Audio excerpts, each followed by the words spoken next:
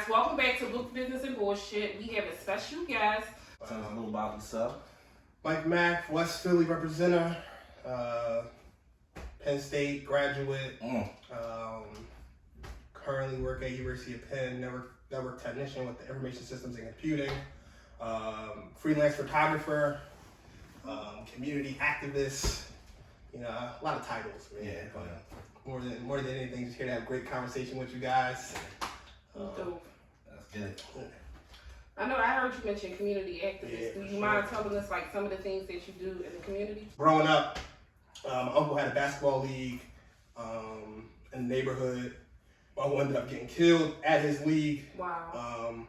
In 2008, and so he had a playground renamed after him, Miles Back Playground. Okay. So we run a lot of events out of there. It's currently under construction. The city did a full rebuild of the playground that's going to be opening in June. So we got a lot of stuff coming with that. My cousin, Uncle Miles' son Marcus, tapped me to help him create Mantra United, which is a community organization where we're going to be doing a lot of programming for the youth, a lot of programming with gun violence, because a lot of it is just like kids just don't have an outlet. Right. It's real easy to just latch on with the first person you see, the biggest personality in your neighborhood, which a lot of times in our neighborhood is a person who's in the streets. Right. And that's not to say all street people are bad people, because some street people will do what they gotta do in the street, get their money, get out. It ain't a violent thing, but some people do have that aspect. So yeah, but more than anything, just trying to be a mentor to people in the community, show them the other sides, and introduce them to different worlds, tech world, esports, of course, education and sports. Right. But a lot of times people think you gotta go to college, but it's a whole lot of different routes to make it in the world. So just trying to expose kids to that kind of stuff. So more than anything, that's what I'm into. Okay. And one big thing about you that I know about you that I love that a lot of people don't know about, you love education. You actually want to be a teacher. For sure. Like wow. I always say, like, knowing what I know now, I went to college to be a teacher. The reason I didn't go to college to be a teacher is because I thought that you couldn't make any money being a teacher. Okay. But now I have a lot of friends in education, and they get money. And Are they in like? So some of them are teachers, some of them are principals, some are vice principals, Okay. some do curriculum. Okay. I just wasn't aware of the whole. All the different. I thought school teacher. When I'm growing up, every teacher I know is I'm underpaid. Right. So I've always. So if I could do it all again, I'll be a teacher. With your mentorship and your outreach community efforts, you can kind of teach 100%, within that aspect 100% with the programming. Okay. A lot with the programming, Yeah. you can get into the teaching aspect. Right. And we also want a partnership with the schools in the community, to McMichaels, the Powell's, SLA, Middle, I think it's called. Right? Maybe. But yeah, like just to interact and build those same relationships without being quote unquote teacher. But I do think that Black kids need to see more Black male teachers. I agree. So one of the questions I wanted to ask you was, how do you how important do you think a father is, especially with raising African American kids?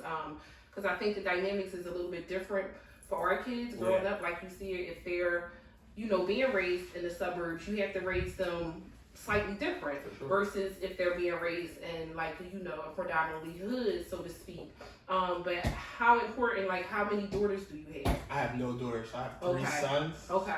So I can only speak from that. Okay. I do have nieces, but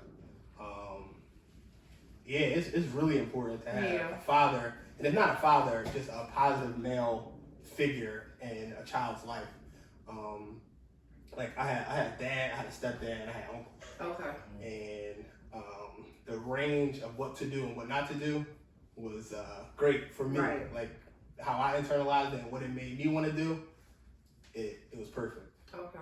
Actually currently working on a book, and it's only with females, and it's titled Protect Black Queens, Protect Black Women.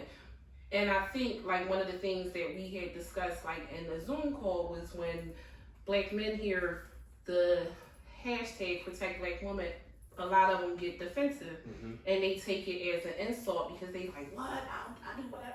When it's really not an insult, how you saying that you are there for your kids. I think that for like young girls growing up, protection doesn't always mean like physical protection, right? So I think all of us, if we black, we have a slew of men that we could call if we needed them to exert physical violence. Right. But I think within our community, we have a lot of young girls, because even though you're not raising a daughter, your son may date a black woman.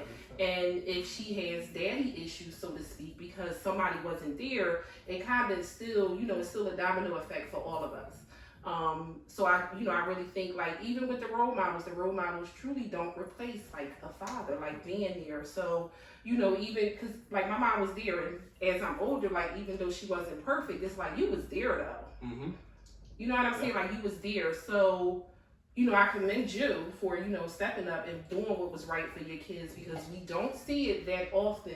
It's a lot of black men that do it, and they definitely, and it's crazy that we gotta commend black fathers for doing what they're supposed to do. Sure. But I definitely still want to commend you for, stepping up, raising your kids, because even though I don't know your kids, we still all a community. Sure. Your kids may have some interactions with my kids, and essentially the race gotta grow. So, if one lacking, we all lacking. Sure, it's all about accountability, right? Like, as black men, on both topics, on the protect black queens topic, like how you always say, like, people always go physical first, right? So a lot of times it's just, like, we gotta have the conversation, because a lot of times in those conversations, when black men become defensive and they talk about, oh, I'm down to protect you, like, you need me, I'm pulling up. Right. But what they don't understand is sometimes it's the conversation that's happening when there's only black men in the room. Right. And the way they're talking about black women. Right. And who's listening to those conversations. And so when it comes to protection, it's not always physical. Sometimes it's, watch your words. Because words have power. They do. And people have to understand that when you put certain things in the atmosphere, it might be younger men in there, and they might be on the fence of, they don't really never had these experiences. But you calling black women B words, or it's just anything can trigger anybody. So on that front, for sure. And then with like black men holding each other accountable. Right. Like, if I got a friend that got kids and he'll take care of his kids, we not friends. Right. Like, That's how I can't be out at the bar with you hanging out, and we getting turned, and we spending all this bread, and then you're not taking care of your kids. Like, that's weird. Yeah. Right. So like, I feel like in our generation, like, I feel like it's more black men taking care of their kids. Like, I think that's a lot of that stemmed from the crack era, the government destruction of the black family. Not to get too deep, but like as we get further away from that, like baby showers when I was a kid, it was all women. It was all women. Men never went to baby Right. showers. Now you say Now that. we- Right. Now a baby shower is a party for men and women. We Right. turn it up. Your homies, you go have drinks. Like it's Right. a different. It's totally different. So I think it is. I think it has changed, but I think now a lot of men. I won't say a lot, but I think some men still believe that just being there is enough. And being there is great, but while you're there, why not teach something? Right. You know? The George Floyd. Yeah. So that's going on right now. That's been going on for a while, but I think the verdict is actually going to happen this week. Yeah, for sure. And you already see around the city that they're already boarding up stores and everything. Have you watched any of the trials? Nah, I'm like super triggered. I don't watch Me any too. videos. I can't watch it. So how you feel, like we talked about, how do you feel about the riots that's happening? And it's a possible riot that's going to happen probably this week. How do you feel about that? Do you think the people that's actually doing the riot, are they actually doing it for George Floyd, or are they just doing it just because, and I just want to be an ass, I just want to just get some free stuff? Like, Wait, so are you talking about rioting or looting? Because they're two separate things. Rioting and protesting. You know? Right, rioting, protesting, and looting. Yeah, so I think it's going to be more looting than the rioting and protesting. I really think that's why they're. I say, listen. I see. We feel the same. You got the same. I know. Tell me your friends have the same opinion. So I talked a lot. So please. Now, in West Philly, with the last looting and the rioting, it was sad to see what they did within the neighborhoods they live in. But that's not their community. Half of them don't own shit in there. You know, it's not their community. So in my opinion, tear the shit up. Like, tear it up, because they can replace it. They can rebuild. We talking about, we really, are outraged for people looting, but we not outraged for these killings. Like, I don't feel as though them tearing up a few buildings is justification. Because guess what? I didn't see the outrage when they stormed the damn Capitol. No outrage. No. We ain't have outrage. I ain't hear no black person was like, look at these dickheads. They were mad, but they were like angry at people for looting. Mm-hmm. Y'all should be ashamed of y'all stuff. But y'all ain't had that same disgust for them when they did it. So tear this shit up. Like, be safe. I don't feel as though they should injure anybody. It's no point to attack physically anybody, but I don't think of any materialistic thing is worth a human life. I could care two shits about it. So, I understand that, but you're looting and you fucking up the community. But no offense, those communities already fucked up. They already messed up. That could be your mother, that could be your grandmother, It that could gotta get medicine from that location. And that's when you have to, first of all, I feel like in those situations, that's when you should band together as a community. Damn, we tore down the Rite Aid, Miss Parker need her medicine, somebody go get Miss Parker her medicine. But truth be told, no offense, when I ride through West Philly, the shit is disgusting. It's disgusting. Same way with North. When I ride through North Philly, it's disgusting. City. So what? They got the money. They have the money. But I just feel like, guess what's saying? Mike. Oh wow, that's my dad's name and my brother. Anyway, we should have. I should have said that because I got like a bad. Yeah, Mike's out. No, but you know what? And that's crazy. But I'm being honest. I'm gonna go back to the last topic. Like Michael's, that's your full name. Yeah. For a long time, like I had like a negative connotation towards people named Michael, and I'm being honest. Like it directly came from, and we discussing it. Like we working on an anthology with a bunch of different female authors, and it directly came from my relationship with my father, my relationship with my brother, my relationship with my uncle, who all are Michaels, right? So. Again, I think it's dope, like, to see a Michael Neal that do, because I don't know no Michaels that take care of their kids. Damn. I'm the third. I'm being honest. Like, so I think that's dope. Like, every Michael I know, has been, like, flimsy in the parenting sector. So, as parents, being a mom, being a single mom, I don't think that, like you said, there's no rule book on parenting. I don't feel like a parent is perfect, and I'm the same way. Like, I'm brutally honest with my kids. I tell them how it is. I may overshare, but as they get older, you can, like you said, reel it in. So, for me, when I see, like how you said, like you was admitting your flaws, I think that's the important thing. Like being able to identify where I went wrong. Like people think it's weird. I have asked my kids questions, and I still will ask, like, well, what do you need from me? Like, what am I doing wrong as a parent? Because when you raise kids, you have 3 of them, especially when they get older, because my oldest is 19 now. So when they get older, you start seeing, she right there. But you start seeing, like, your kids may have periods where, they're rebelling and they acting out. And you have to ask yourself, like, what am I doing wrong as a parent? Do you need something different to me? Because I think each child is different, and that you have to approach them differently. So the conversations I had with my oldest daughter, I necessarily can't have it with my kids. But as far as, like, life and what's going on, they know I'm going to give it to them raw because life is going to give it to you raw. The streets is going to give it to you raw. So I commend you too for, identifying where you may have been lacking as a parent and like stepping up.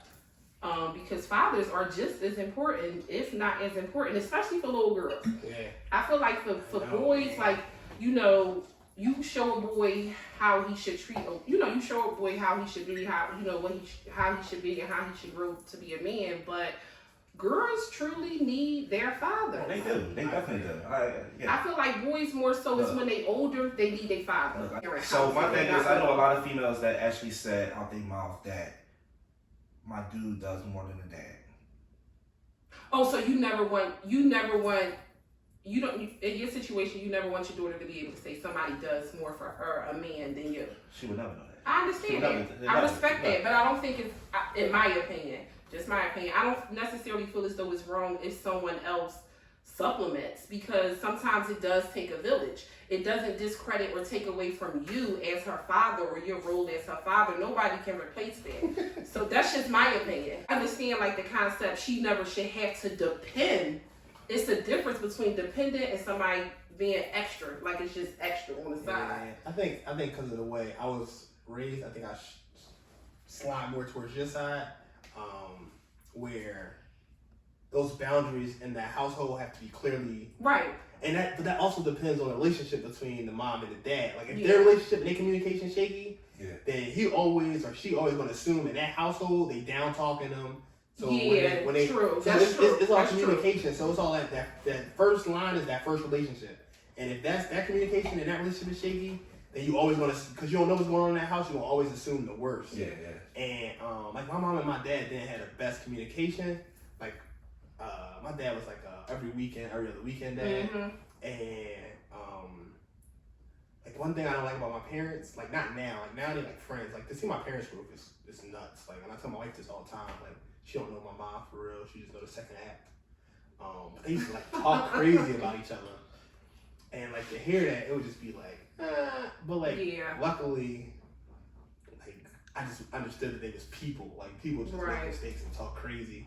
And now they got like a genuine love for each other and respect for each other. But I think there's points when that was missing. And if you got a kid that's not secure, that kid can run with that and believe those things about their parents or treat them differently. Right. And I think that's where like my stepdad, I feel like, not to say he knew his role, because he was like, he disciplined us, he never physically harmed us or nothing, like he never beat us or nothing. But like he would, put us in our place when necessary. And I don't know if I've never heard my dad say he had a problem with that. I think for sure if he would have physically touched us, my dad would have had an issue with that. Yeah, as he should. And boys are delicate too, don't get me wrong. I'm not saying like a boy got to be super hard, because like that's one thing I don't do with my sons. My sons cry too much, like to the point where I really have to talk to myself and be like, it's sorry for him to cry, but it's also a level to it. Like, it's a level. I don't like my son. One of my sons, he cries for no reason. Right. And I'm like, bro, like, there's nothing wrong with crying, but you're gonna cry for a reason. Right. And that's something I had to tell myself, because I saw people like, oh, toughen up, or cry. Like I don't cry. Oh, so let's go on that. Let's go on that, because I'm glad you led to that. Because men do cry, because I just cried last week for 2 days. But you cried over DMX, right? So I cried 2 days, but going to him, he don't cry. He said, I got text messages saying, yo, I tried to cry and I couldn't cry. He don't cry off of nothing. And I asked him different scenarios, like, you don't cry. You don't cry. I don't cry. I've tried. I physically cannot cry. Like the birth of my kids. The birth of my kids, I couldn't cry. I cried when she was born. Yeah, like I just can't, man. I want to get back to the Yeah, let's go.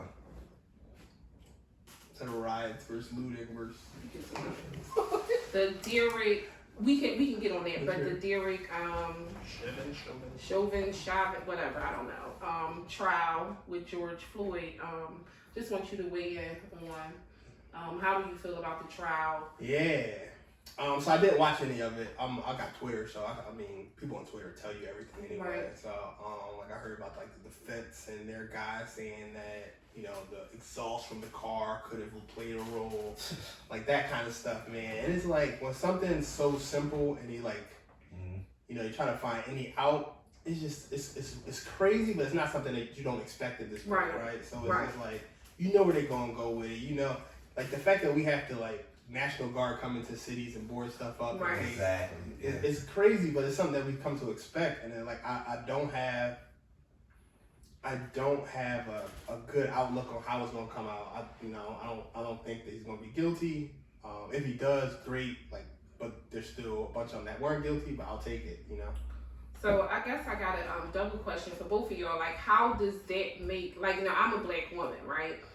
So I can't say how it makes me feel as a black man, but like, how does that make you feel as a black man in society, knowing that,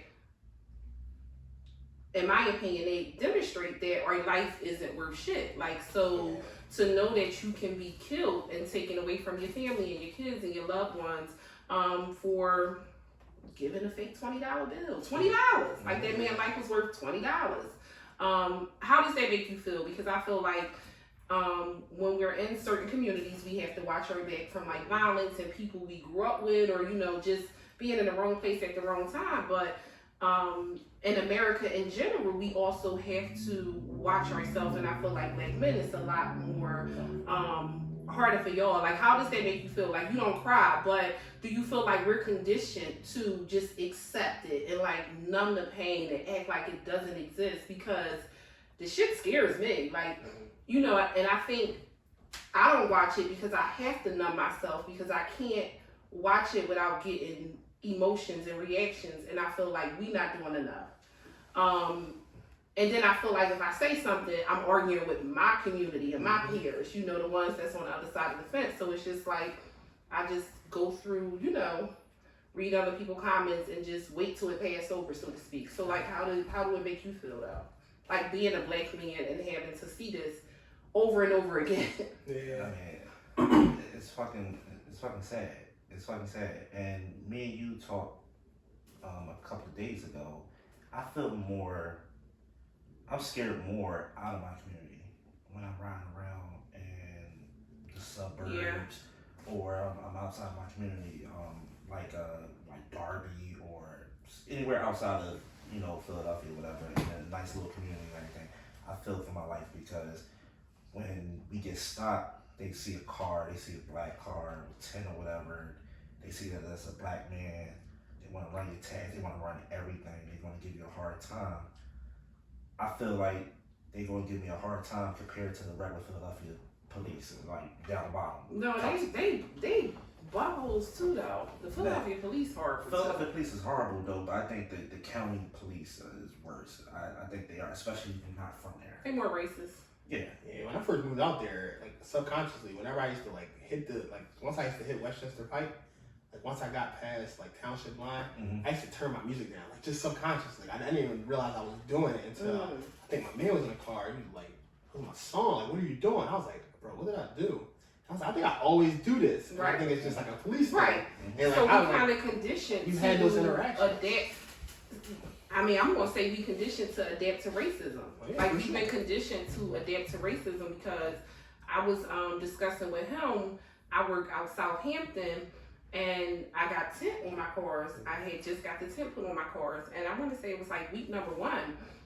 And the cop pulled me over, but he was looking in my car like I'm grooving, like I'm driving, I'm trying to get to work, and I'm watching him in the opposite lane, trying to see in my car, and I had a hookah little portable thing that I was smoking. So I'm thinking with the tints, all he could really see was the smoke, but not necessarily who was smoking.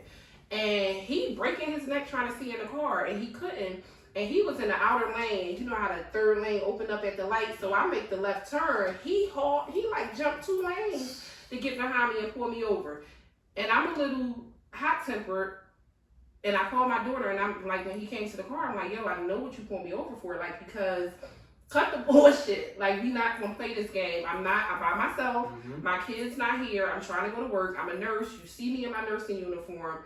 Dog, you was trying to look at my car. He's like, what are you insinuating? I'm not insinuating anything. We gonna keep it, we gonna say what it is. You were looking at my car. When you couldn't see who I was, you pulled me over. He like, you was speeding. I probably was, but everybody else was speeding too. I was staying at the flow of traffic. I was staying, literally, like I was with, everybody was doing 45, 50. So stop it. I was 2 lanes over. So that's not why you pulled me over. So I know I'm afraid driving, so I can imagine how it is for a black man. But I told him, and maybe I'm wrong, but you live in the suburbs, so you may can know, because you out of Philly. I feel like after a while, not to say you're exempt and something can't happen to you, God forbid, or your kids, God forbid, that never happens. But I feel like after a while, they know who you are in that community, because that community knows who lives in the community. So whereas though they may fuck with you in the beginning a little bit more, I think after a while, they kind of used to seeing your family within that community. I could be wrong. But how do you feel, like, since you do live in the suburbs? Yeah, man, so, like I said, I used to turn my music down, but I think now, like, within, like I've always had a good self-identity of who I was. Like, I'm unapologetically black. Like, I've never questioned that. But I think, like, now, like, I'm doing some, like, this is me, and you're gonna get the whole me. Like, I don't do the whole, I don't change my voice for people no more. Okay. Like, I'm all You in. found yourself like, cause you in IT, so that's like a predominantly. Yeah, I mean, like I can use my regular voice and still use the correct grammar, correct word phrases. Like I don't have to change my voice, and my voice is already weird. Like my voice is already. I'm not like my tone is already weird. Do you feel like you had to change who you are for so we work in IT or tech, right? Mm-hmm. But it's like our space is weird. So it's not the traditional university setting where it's majority white, and especially at an Ivy League. Like our department is we're very represented. Okay. So as many people know, we discussed a lot of trending topics, and one of the trending topics was DMX and his untimely death. More so, the situation surrounding the death. A lot of people stated that it was addiction, and I seen so much support for DMX like during that time. Like it was people that I never know was a DMX fan. I wasn't hating because I felt like he deserved it. Mm-hmm. I like DMX. I grew up listening to him. I wouldn't necessarily call myself a fan, but I was a Rough Rider. Like through Eve, so DMX was who we watch exactly. So I thought that the support was like thorough and decent to see it. But another part of me felt like, where is the support when it comes to addiction within our communities? We were so supportive, and I don't know why he died. Mm-hmm. I can't, I don't just go off of what the tabloids say. That's speculation. We don't know for a fact. I ain't see no autopsy report, so I'm not going to say it was because of addiction, but allegedly they said it was due to his addiction. But do you feel as though we are more lenient with celebrities with addiction, and why aren't we that supportive and loving and just there for, our family members or our people in our community that suffer from addictions too? So one thing, just real quick, when somebody passes away or somebody gets murdered, we're quick to go ahead and get a shirt with their name on there, RIP, and we support them. But when they was alive, we never did anything for them. We didn't support them when they was doing this or doing that. Sure. But we throwing up the shirts, we doing this and everything when they died. Like, I don't understand why. I don't understand why we do that. Man, it's easier. It's easier? It's easier. Yeah, because people we get busy, we get caught up in our life, and we have our circle. And I don't feel like, okay, so let's say hypothetically, when DMX passed away, you had friends that came up, visited you, y'all busted up, y'all enjoyed, some good time. Do you see these friends on a regular basis? Yeah. They were there for you. I feel like they came through when you needed them. I don't feel like you see your friends every single day. So you got your friends that's on social media. Okay. That you so it's different levels? No, you got your friends that's on social media, then you got your friends that you see all the time and everything. I got my friends that I see all the time that they reached out, and I got the friends that only reach out through social media because we don't be around each other. So the ones you don't see as often, do you love them any less? Like, I don't feel like because you don't see somebody on a regular basis, or I was still fucking with you since the last time I saw you and everything. I could not see you for a year. So I think that's what we seen with DMX though. Yeah. I feel like that's what we seen with DMX. Like, okay, I might not be buying his music, or I might not be posting him because I'm not a fan, but I feel like people fuck with him. Like, even when I was listening to it was the 90s rap. Right. It was him and Jay-Z. So he did a lot for the rap game and everything. And he was a genuine good dude. So yeah, I think that's what it is with DMX. Like, more than the addiction, I think when he passed away, the feeling he left people with was almost just a positive feeling. Yeah, it was a positive. No matter what space he was in. He was always hype, positive. He was always positive. He always knew he was a straight shooter. He wasn't going to spice it for you. So do you feel like, so do the addiction take away from the talent, right? Because DMX was still a talented person. He was talented. The addiction didn't take away from I'm just speaking on X. I don't think the addiction took away from his talent and everything, because a lot of X was, I hate to say, I know all his interviews, he was tore off of either drugs or liquor. Right, but he was tore because he was dealing with pain. And so more so, because he's going to keep bringing it back to DMX. He's going to keep bringing it back to DMX. He's going to keep bringing it back to DMX. it's not necessarily DMX. Like, is there people that suffer with addiction in your community that you look at differently or you don't accept, but you're accepting of DMX because he's talented? Because like that's more so, you know, the gist of the conversation. Like, DMX is the trending topic, but has he made you change your perspective maybe on how you will approach people with addictions, or how you will love and care for people with addictions? I feel like that's probably part of his legacy. I think that he's going to open a lot of our eyes up to how we deal with people with addiction. We know why he was addicted. We know how he got addicted. And we know that man was dealing with a lot of pain and trauma that he was trying to run from. So for me, it makes me change my perspective. I never looked at crackheads, so to speak, or dope fiends. Dope fiends a little bit different. They're a little bit different. They are. But I never looked at crackheads any type of way where like they were beneath me, because my aunt been on drugs my whole life, and my mom never allowed us to treat her less than a person. So what I see people doing with DMX, and then I see some comments where people talking with his addiction, I'm like, yo, they out of pocket, because for me, I was never given the opportunity to ever look at my aunt as anything as a person. She was a person. I already knew X had an addiction. I'm still riding with X. I pray for X. Right, you ride with X because it's X. No, but what about the people in your community? People in the community, people that you love, that you still want to ride with. You still want to rock out with them? You pray that they get better. Okay. You know, I'm gonna do the same thing for somebody I love. Okay, so we sitting here drinking right now, right? Do you feel like we're obligated if we see somebody getting out of control, somebody we love and we care about? Because the people around DMX, did they fail DMX? Did they fail DMX? Like, if he relapsed, prime example. Ron here, our co-host, had told me, he already hosted that. He had told me that recently DMX had did a podcast interview and he was drinking. Now, I didn't see the podcast interview. As soon as he told me that, I said, oh yeah, he was back using. And that's my opinion, because I understand the psychology behind addictions. And DMX would not have went to a podcast and got on national TV and took that drunk if the drugs was coming right after. So unfortunately, I do believe there might be, you know, he may have been using at the time of his death, and it's unfortunate. So as his friends, we talking about Swiss Beats, we talking about all these people that's crying, his manager, his fiance, everybody.